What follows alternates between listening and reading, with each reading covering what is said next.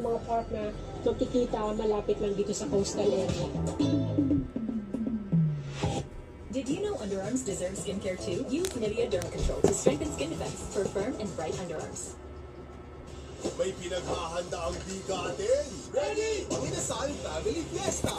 All-in-one ihaw sarap favorites. Solid sa sarap, solid sa dating. Kahit anong okasyon, solid order na. Oh, I have so much to do. All your banking needs? Let me connect you.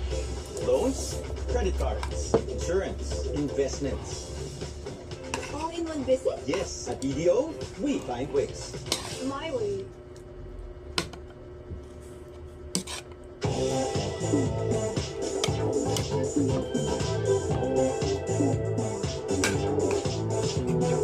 Makikita po natin na itong bulkang na yun na halos kalahati nito nababalot ng ulap. Kanina lang, yung medyo maaga pa, kitang-kita po natin yung buong mayon. Pero ilang oras lang yung nakalipas, ganito na yung itsura nito.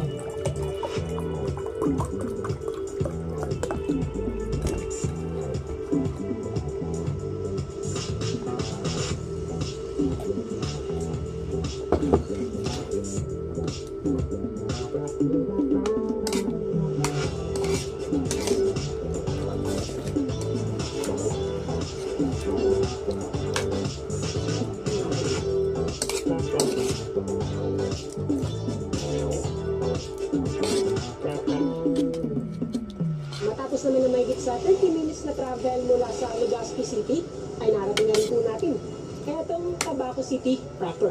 Yan. So nakaintay po muna tayo dito kasi tinignan po muna natin itong bahagi nito ng lungsod kung saan makikita itong kanilang City Hall. Sa kabila nitong City Hall, makikita naman po natin itong lumang simbahan ng St. John the Baptist Church na taong 1879 pa na itayo.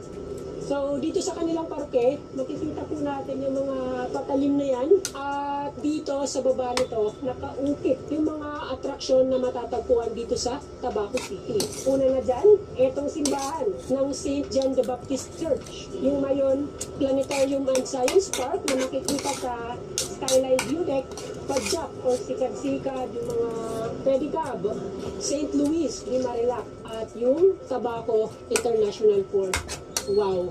So sa likuran naman nitong City Hall, makikita po natin yung daungan kung saan tayo sasakay ng barko patawid dun sa Virac, Catanduanes. Yun po yung gagawin natin sa mga susunod na araw ng ating paglalakbay dito sa Bicol.